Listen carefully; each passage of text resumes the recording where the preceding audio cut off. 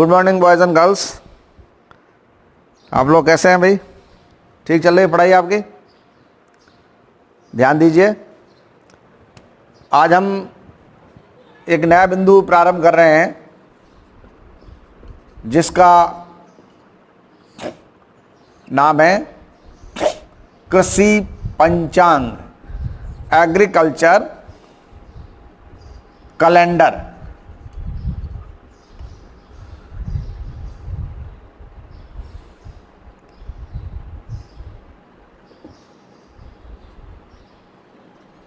कल मैंने इसके बारे में आपको बताया था कि हम लोग शुभ अशुभ चीज़ों का पता लगाकर तिथि का, वार का, ग्रह का, नक्षत्र का, खगोलीय दिशाओं का, चंद्रमा की स्थिति का, इन सब चीज़ों का पता लगा करके किसी कार्य को करते हैं।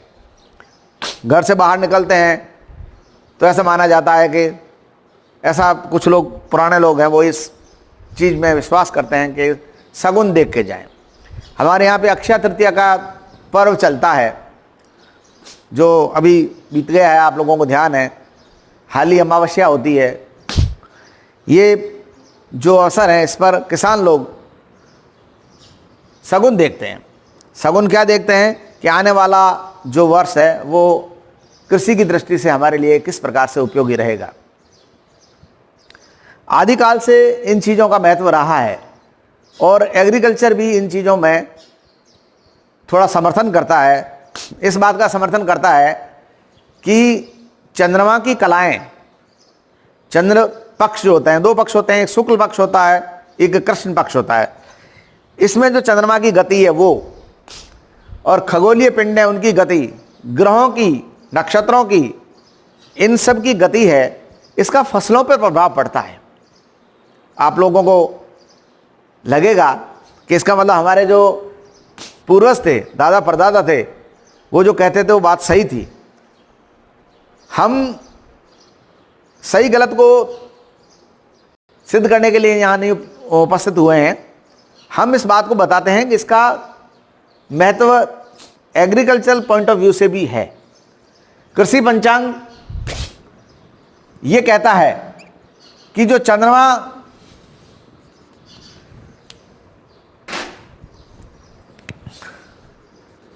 चंद्रमा के जो दो पक्ष हैं, एक शुक्ल पक्ष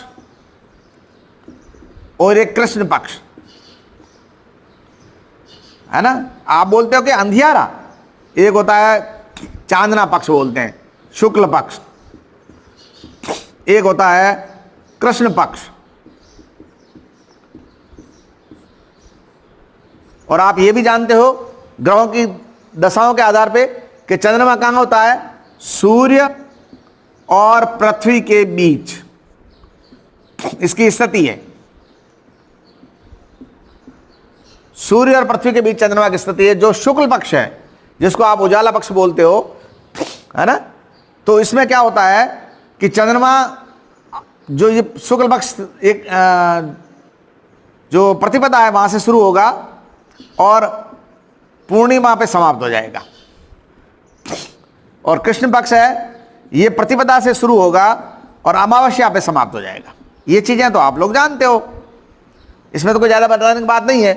तो जो प्रथम 7 दिन है, फर्स्ट 7 डेज, इसमें सूर्य है, ये चंद्रमा जो है ये सूर्य और पृथ्वी के बीच में से बाहर निकलने लगता है और प्रकाश आना शुरू होता है।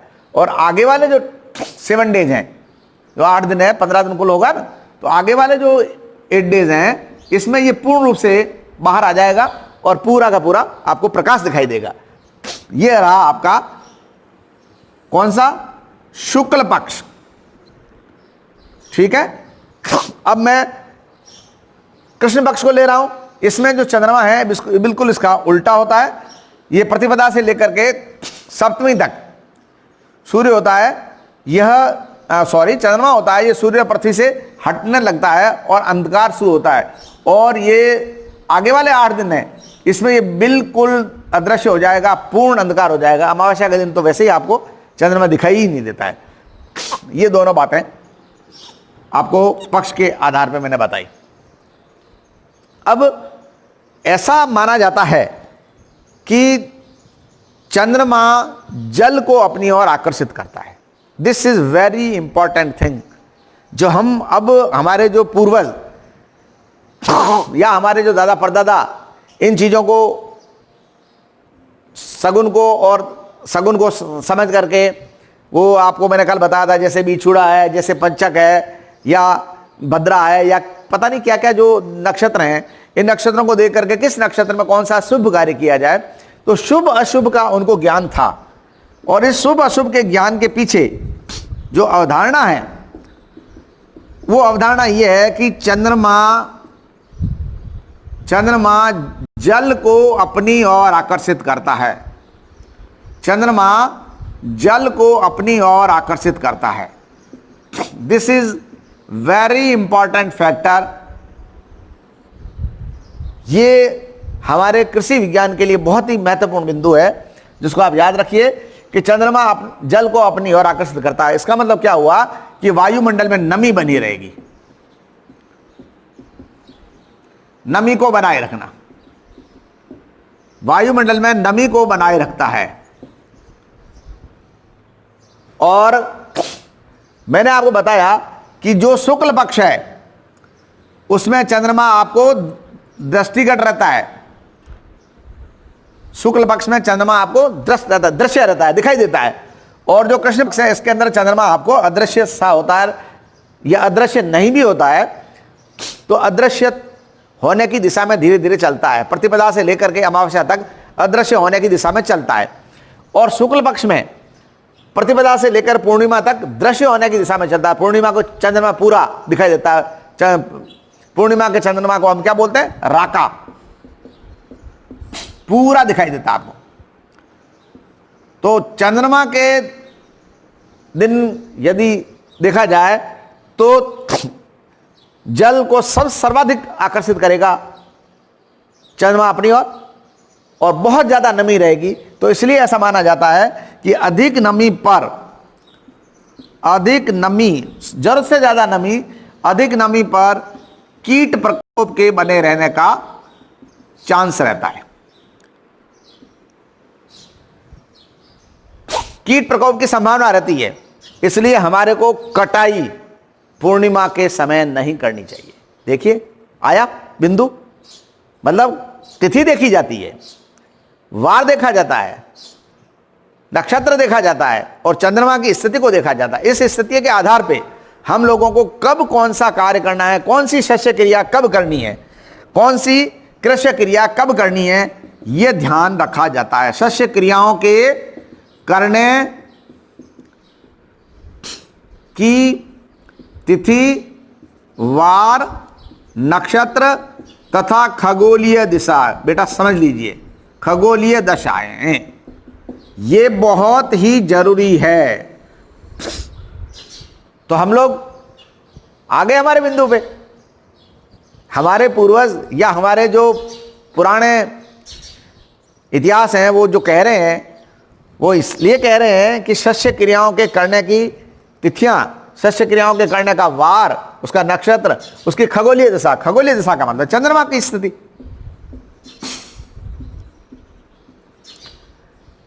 ये प्रभाव डालती है कृषि क्रियाओं पे। तो अब मैं आपको बताऊं कि जैसे प्रथम पक्ष है, चंद्रमा का दो पक्ष, एक दूसरा भी पक्ष ये होता है कि चंद्रमा उत्तरायण और चंद्रमा दक्षिणायन।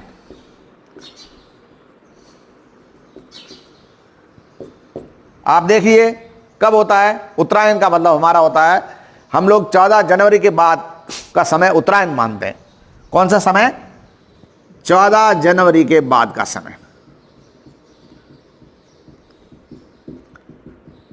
ठीक है। और इसके बाद में हम लोग दक्षिणायन का पक्ष मानते हैं, ये 14 जनवरी से पहले का, यानी 6 महीना, जनवरी, फरवरी, मार्च, अप्रैल, मई और जून। तो ये 14 जून के बाद का समय, ये है आपका दक्षिणायन, और ये उत्तरायण। दो पक्ष मैंने आपको और बताए। तो हमारे जो ऋषि मुनि कह रहे थे, या हमारे जो पुराने ग्रंथ हैं, वेद हैं, पुराण हैं, उपनिषद हैं, या हमारे पूर्वज हैं जो ये चीज़ कह रहे थे, वो चीज़ प्रतिपादित होती है कि जितनी भी शस्य क्रियाएं हैं वो चंद्रमा की स्थिति, खगोलीय दशाएं, नक्षत्रों की स्थिति, इनके ऊपर निर्भर रहती है। क्यों?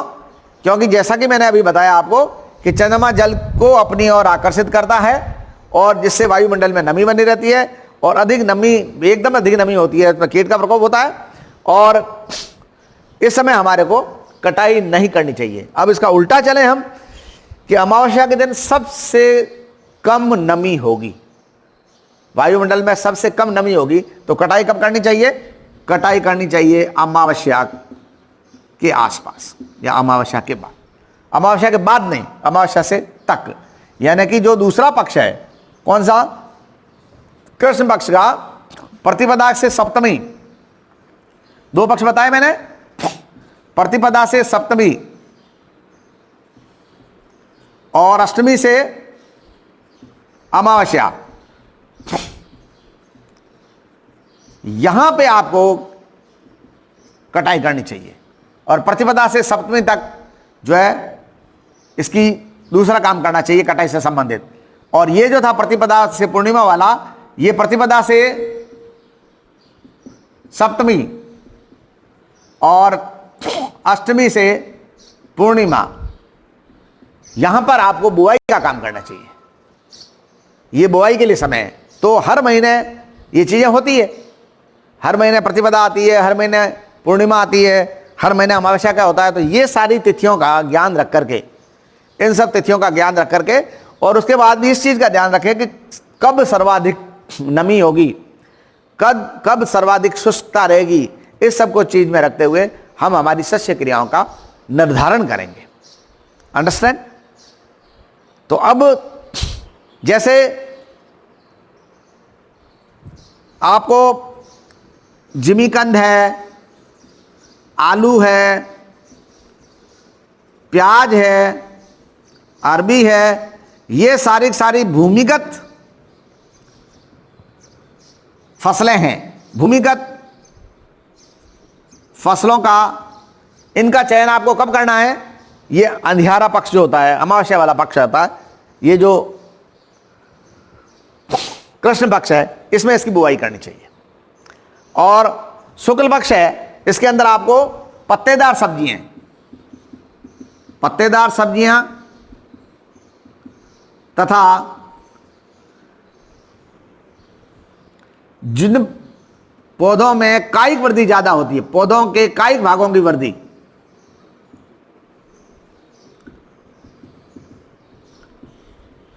में बढ़ोतरी किस पक्ष में होती है? ये होती है बेटा शुक्ल पक्ष में। शुक्ल पक्ष, शुक्ल लिखा है मैंने, शुक्ल लिखना चाहिए, कहीं मैंने शुक्ल तो नहीं लिखा है, शुक्ल लिखा है मैंने, ठीक है। और ये भूमिगत पदार्थ, ये है आपका कृष्ण पक्ष। तो चीजें आपको समझ में आ गई? ये तो बहुत ही स्पष्ट है, बहुत ही आसान है। चंद्रमा का जो उत्तरायण है 14 जनवरी के पश्चात का समय का, इसमें हमारे को पत्तेदार सब्जियां हैं, पौधों के कायिक भागों की वृद्धि वाला भाग है, इसमें बढ़ोतरी होती है, इसलिए इसकी हमारे को बुवाई इस समय में करनी चाहिए। चंद्रमा का जो दक्षिणायन मामला है, इसमें हमारे को जो भूमिगत फसलें हैं, भूमिगत जो उगते हैं पौधे, लहसुन है ना, अरबी है, जिमीकंद है, आलू है, इनकी हमारे को बुआई कर लेनी चाहिए। इसके अलावा हमारे को दूसरी शस्य क्रियाएं जो है दक्षिणायन पक्ष में, जैसे सींग बनाना है, खाद बनाना है, कंपोस्ट खाद बनाना है, कंपोस्ट खाद निकालना है, इसका काम भी इस समय में करना चाहिए। ओके, ये हो गया आपका गाजर, मूली, शकरकंद, जिमीकंद, आलू, प्याज, अरबी, इस सब का है। अब इसके अंदर दो बिंदु और आपको मैं बताना चाहता हूं कृषि पंचांग के अंदर, एक छोटे से परिभाषा के रूप में। बाकी मैंने सारी बात आपको विशेष रूप से बता दी है कि क्या है और कृषि पंचांग क्या है, and why we adopt, why farmer adopt agriculture calendar for agriculture processes. इसके रीजन बता दिए आपको। अब इसके दो बिंदु और बताए हैं, एक है अपभू, एक है उपभू। उपभू, अपभू, भू का मतलब भूमि है, उपभू भूमि से ऊपर, और अपभू भूमि के और या नीचे की ओर, है ना। अपभू और उपभू। अपभू क्या है? चंद्रमा स्थिति दोनों जगह हमारे को चंद्रमा की है। अपभू, चंद्रमा भूमि से अधिक दूर, भूमि से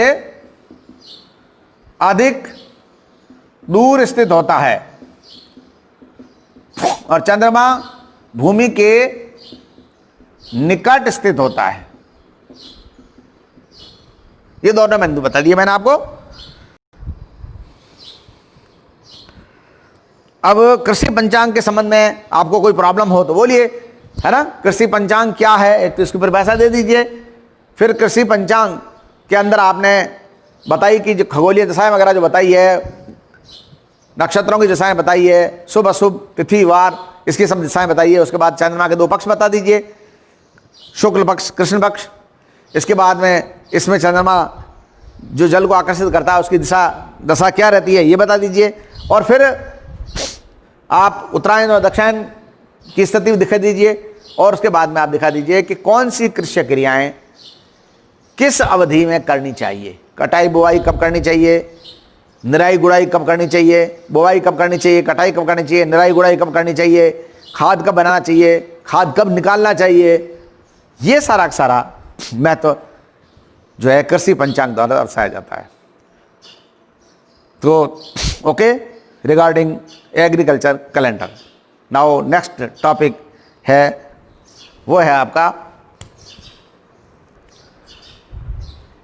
रोग तथा उसका जैविक नियंत्रण, या नियंत्रण भी कहें। देखिए, मैंने जब आपको एग्रीकल्चर शुरू करी थी पढ़ाना, तब मैंने आपको कृषि की पद्धतियां भी साथ साथ बताई थी। और कृषि की पद्धतियां बताने के दौरान मैंने आपको बताया था कि प्राथमिक भू परिष्करण और द्वितीयक भू परिष्करण, ये दो बिंदु बताए थे। यदि आपको ध्यान है, और यदि आपको ध्यान नहीं है तो वापस बताता हूं मैं आपको, कि हम बीज बोने से पहले जो भूमि के अंदर सुधार करते हैं, या भूमि की दशाओं में बदलाव करते हैं, या भूमि में जो कृषि क्रियाएं करते हैं, जैसे कल्टी लगाना, जैसे जुताई करना, ये सारी सारी क्रियाएं जो होती है, ये कहलाती है प्राथमिक भू परिष्करण।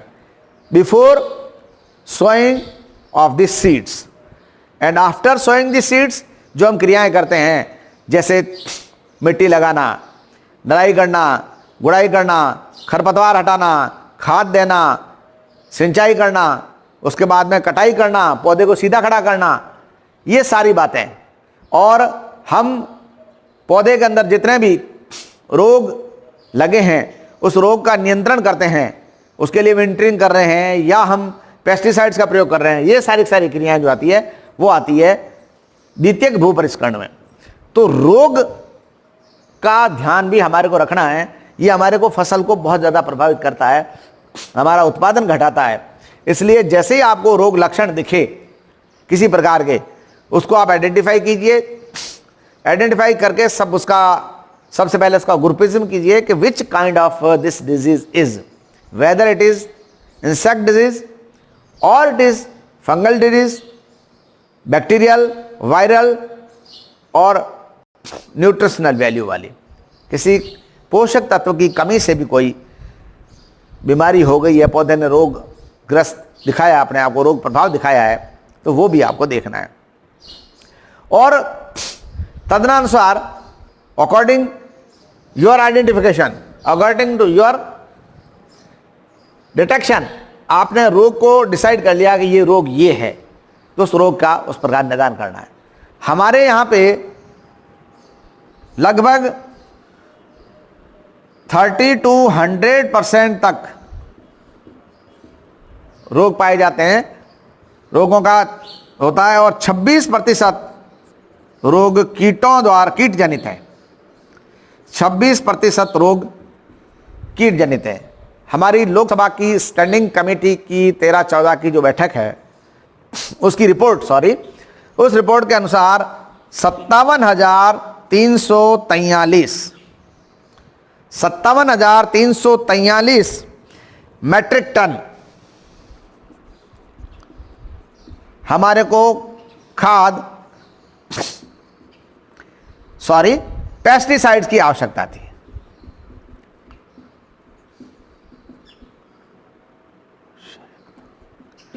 इसका मतलब हमारा इतना भाग जो है वह रोगग्रस्त रहा, इतने हमारे को पेस्टिसाइड्स की आवश्यकता थी।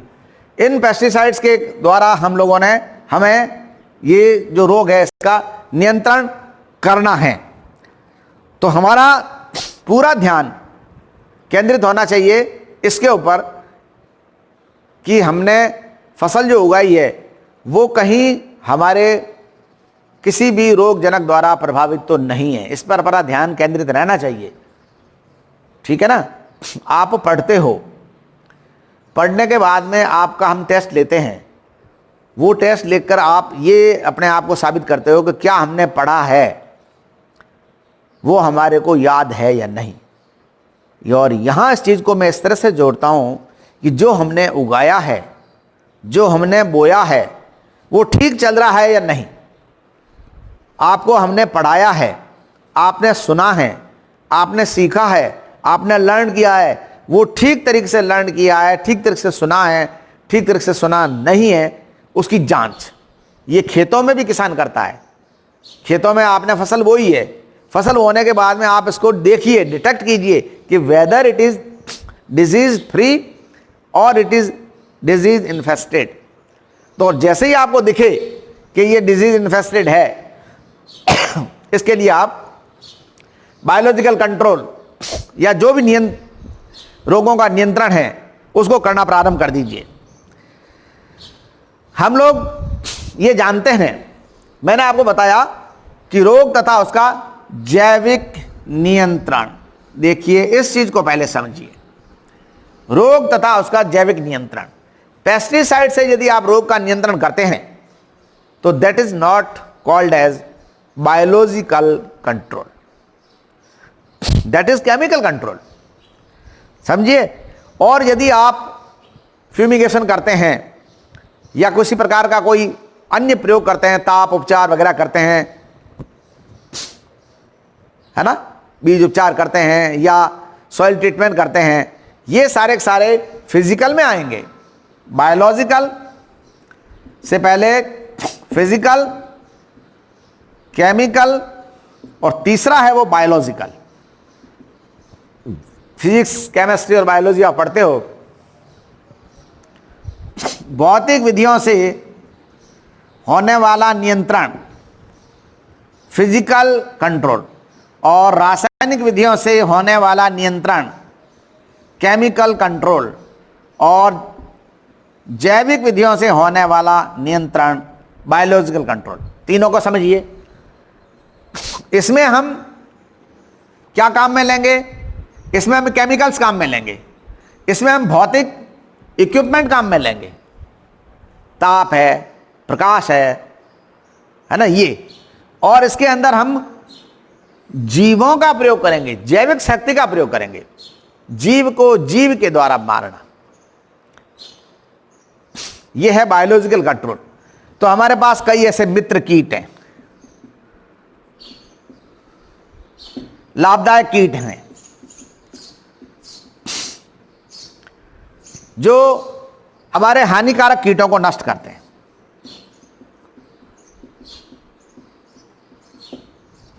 ओके। इसके अलावा हमारे पास कई ऐसी वनस्पति हैं, वानस्पतिक नियंत्रण। कई ऐसी वनस्पति है, आएगा आपको मैं बताऊंगा। नीम है, करंज है, ये सारे पौधे हैं, ये भी एक प्रकार का जैविक कंट्रोल है।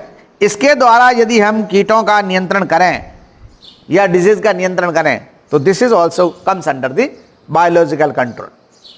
तो मित्र कीट, लाभदायक कीट, वनस्पति तथा अन्य प्रकार के जो भी उपाय हैं, इन सब को करने के लिए हमें ध्यान रखना चाहिए ताकि हमारा फसल है वो सबसे ज़्यादा सुरक्षित रहे। और अब जब आपने इस चीज़ को समझ लिया कि जैविक नियंत्रण क्या है, तो मैं आपको किस प्रकार से हम इसका 4 प्रकार से उपयोग करते हैं, वो मैं 4 उपयोग बताता हूं। 4 प्रकार के जो तरीके हैं उसको मैं बताता हूं जैविक नियंत्रण के। कीट व्याधि नियंत्रण, हमारा पूरा ध्यान किसका है? मैंने और कोई बात आपसे नहीं कही है, मैंने कही है आपसे कीट व्याधि नियंत्रण। यानी आपकी फसल पे कीट ने क्या नुकसान पहुंचाया, जैसे अभी टिड्डी का प्रकोप चल रहा है, this is some sort of insect, इसका नियंत्रण, या छोटे मोटे कीट हैं जिसके लार्वा हैं, जिसके प्यूपा हैं, जैसा कीट ने उसके अंदर जो व्यस्त कीट घुस गया है उसने जाके अंदर अंडे दे दिए हैं, या कुछ ऐसे कीट हैं जिसने दानों को कुतर दिया है, दानों को खोखला बना दिया है, कुछ ऐसे कीट हैं जो पत्तियां ही खा गए हैं, जैसे ये टिड्डी आती है ये पत्तियां खा जाती है, या अभी बाजरी का उनालू बाजरा आपने बो रखा है तो उसके अंदर अभी दूध पड़ा ही नहीं है दानों के अंदर, तो दाने खा जाएगा। तो मेरा मतलब है कीट से संबंधित जितने भी व्याधियां हैं, जितनी भी प्रॉब्लम्स हैं, वो है अभी आपको बताया जा रहा है। मैंने आपको फंगल डिजीज, मैंने आपको बैक्टीरियल डिजीज,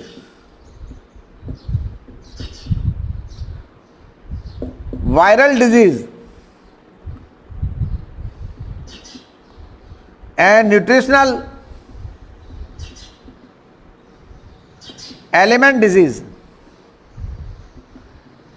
इसकी चर्चा जरूर करी है, लेकिन मैंने इसको अभी इसके अंदर नहीं लिया है। और हमने बात करी है वो सारी की सारी किसकी करी है? इंसेक्ट डिजीज की करी है। और मैंने आपको बताया कि 26% नुकसान हमारी फसलों को कीटों द्वारा होता है, और हम इसमें मुख्य रूप से पेस्टिसाइड्स का प्रयोग करते हैं, कीटनाशी का प्रयोग करते हैं।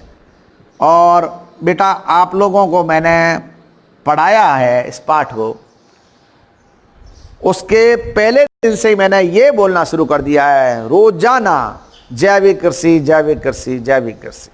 और जैविक कृषि की सबसे बड़ी परिभाषा क्या है, सबसे बड़ा उसका महत्व, सबसे बड़ा उसका उद्देश्य, उसकी अवधारणा की सबसे बड़ा बिंदु वो ये है कि हम लोग रासायनिक खाद का प्रयोग नहीं करेंगे, और हम जिस फार्म को यूटिलाइज कर रहे हैं, जिस खेत को हम कृषि क्रियाओं के लिए काम में ले रहे हैं, और कैसी कृषि क्रिया? जैविक कृषि वाली कृषि क्रिया। तो जो फार्म हम यूटिलाइज कर रहे हैं, that farm should be 2 to 3 year, उसमें 2 से 3 साल पहले किसी प्रकार का रासायनिक खाद प्रयोग नहीं हुआ है, वही फार्म हम जैविक कृषि के लिए काम में ले सकते हैं। यहां मैं आपको कीट व्याधि नियंत्रण बता रहा हूं।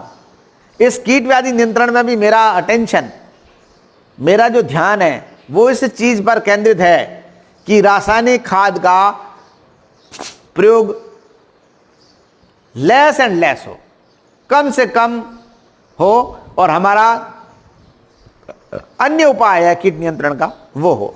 तो सबसे पहला कीट नियंत्रण, कीट व्याधि नियंत्रण को दूर करने के लिए, या इसको कम करने के लिए, या इसको रोकने के लिए हम 4 उपाय आपको सुझा रहे हैं।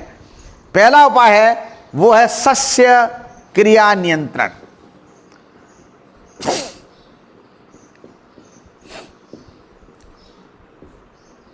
सस्य क्रिया नियंत्रण क्या कहता है कि यह नियंत्रण जो कीटों का करना है आपको शस्य क्रियाओं के द्वारा करना है। आपको पेस्टिसाइड का मना कर दिया मैंने यहां पे ही, ये यहां हमारा शुरू हो गया मामला। आपको शस्य क्रियाओं द्वारा नियंत्रण करना है। और इसके अंदर आपको क्या करना है, इसके अंदर आपको क्या करना है, भूमि का स्वच्छन, भूमि की सफाई या जितने भी प्राथमिक भू परिष्करण से संबंधित क्रियाएं हैं वो काम में लेनी है। स्वच्छन, सफाई और प्राथमिक भू परिष्करण से संबंधित जितनी भी क्रियाएं हैं ये करनी है। और बेटा इस चीज का ध्यान रखना है कि आपको पेस्टिसाइड का प्रयोग नहीं करना है, नहीं करना है। कितनी बार कह चुका हूं, क्योंकि हम जैविक कृषि को पढ़ रहे हैं और जैविक कृषि को नहीं भी पढ़ें तो भी हमारे पास यदि कोई उपाय है ऐसे जिसमें हम रासायनिक खाद का प्रयोग नहीं करके किसी दूसरी विधि का प्रयोग करें तो हम करें। तो पहला मैंने आपको बताया सस्य क्रिया नियंत्रण, दूसरा यांत्रिक क्रियाओं द्वारा। वैसे इसका थोड़ा सा पोर्शन है वो भौतिक, जो मैंने वहां लिखा था भौतिक नियंत्रण, कहीं लिखा था मैंने, मिटा दिया। चलो भौतिक नियंत्रण वापस लिख देता हूं, रासायनिक नियंत्रण वापस लिख देता हूं, और तीसरा है जैविक नियंत्रण, जिसके ऊपर मेरा अभी ध्यान केंद्रित है, जैविक नियंत्रण। और जैविक नियंत्रण में ये चल रहा है शस्य क्रिया नियंत्रण और यांत्रिक क्रियाओं द्वारा। यांत्रिक क्रियाओं के द्वारा क्या करेंगे हम लोग, जैसे जो खराब हो गई है फसल या जो रोगग्रस्त फसल हो गई है उसको आप काट दीजिए, छांट दीजिए, कटिंग कर दीजिए। पूरा पौधा यदि प्रभावित हो गया है तो काटना वगैरह संभव नहीं है, लेकिन मैंने आपको शुरू से बताया कि आप बिल्कुल वाचफुल रहें, आप विजिलेंट रहें, आप जागरूक रहें, बने रहें। बीज को उगाया उसके बाद में आप जाके सो गए हो, फसल होगी है नहीं है, पूरा ध्यान आपको, किसान वैसे भी जागरूक रहता है, आप लोगों को ध्यान देना है कि जैसे ही आपको लगे कि पौधे में किसी प्रकार का जो है रोग दिखाई दे रहा है तो आप यांत्रिक क्रिया द्वारा उसका नियंत्रण कर दीजिए। जिसमें क्या होता है, आप हाथ द्वारा कटाई कर दीजिए रोगग्रस्त भागों की, खुरपी ले लीजिए और वो क्या कहते हैं उसको, दराती ले लीजिए। इस तरह से आप इसका बहुत यांत्रिक क्रियाओं द्वारा भी कीट व्याधि नियंत्रण कर सकते हैं। थर्ड चीज जैव नियंत्रण, ये यहां आया देखो। अब जो मैंने बात कही है वो अब आई है जैव नियंत्रण। इसमें जो आपका मित्र कीट है ना, या आपका जो लाभदायक कीट है, यह हानिकारक कीट को मार रहा है, खा रहा है, उसका प्रयोग वहां करिए। मित्र कीट आपको मैंने बताया, खजूर के पौधे में नहीं बताया, सॉरी, खजूर के पौधे में यमन में जो है वहां जाके कीट लग गया था तो वहां पर जाके चींटियां भेज दी, तो चींटियों ने उन कीटों को खा लिया, है ना। इस तरह से कई ऐसे पौधे हैं जिनके अंदर कीट लगा हुआ है और उसको खाने वाला दूसरा कीट है, उसको वहां पहुंचा दीजिए तो वो हानिकारक कीट को खा लेगा और अपनी वृद्धि करता रहेगा, इस तरह से आपकी फसल को बचा लेगा। और लास्ट बात है वो है पौधों द्वारा व्याधि नियंत्रण। अब आपको मैंने बताया ये दो चीजें मैं आपको विस्तार से पढ़ाऊंगा, तीसरा और चौथा इस पाठ के अंदर है, ये दोनों भी बातें। फर्स्ट तो सामान्य बात है, शस्य क्रियाएं जो है वो अपन पढ़ेंगे सारी, और यांत्रिक क्रियाएं भी अपन जो है निराई गुड़ाई करेंगे, खरपतवार उन्मूलन करेंगे, जिसको आप निदान बोलते हो वो करेंगे। इसमें ये है, इसमें द्वितीयक भूपरिष्करण आएगा, इसमें प्राथमिक भूपरिष्करण आएगा। तो जैव नियंत्रण में मित्र कीट और लाभदायक कीट द्वारा हानिकारक कीटों को हम नष्ट करेंगे। और पौध नियंत्रण में जैसे नीम का पौधा है, करंज का पौधा है, और सारे पौधे हैं, क्राइसेंथेमम का पौधा है, ये सारे पौधों को उगाकर हम कीटों को नियंत्रित करेंगे। इसके लिए अलग से मैं आपको बताऊंगा। तो ये आज दो बिंदु थे, एक तो था आपका कृषि पंचांग, किस प्रकार से हम कृषि कैलेंडर को देख करके, खगोलीय दशाओं को देख करके, चंद्रमा की दशाओं को देख करके, तिथि को देख करके, वार को देख करके, शुभ अशुभ को देख करके, नक्षत्र को देख करके कब फसल का बीज बोया जाए, कब हल चलाया जाए, कब ट्रैक्टर चलाया जाए, कब उसके अंदर जुताई की जाए, कब कटाई की जाए, कब उसके अंदर खाद डाली जाए, ये सारी हमारे जो पूर्वज कर रहे थे बातें, और हमारा जो पुराना इतिहास है वो कह रहा है, लेकिन हमारा कृषि विज्ञान भी कह रहा है कि चंद्रमा जल को अपनी ओर खींचता है और उसमें नमी बनी रहती है, और चंद्रमा की स्थिति को देख करके हम अपना शस्य क्रिया करें। एक बात मैंने ये बताई, और दूसरी बात मैंने आपको बताई कि किस प्रकार से हम कीटों का नियंत्रण कर सकते हैं। 26% जितने भी रोग होते हैं उसमें कीटों द्वारा होते हैं। इसके नियंत्रण की मैंने आपको 4 बात बताई। तो this is all about today. Have a nice day. Thank you very much for being with me. बेटा बराबर पढ़ते रहो, मुझे आप लोगों की बहुत चिंता हो रही है, आप पढ़ाई बराबर करते रहो, ठीक है भाई? ओके।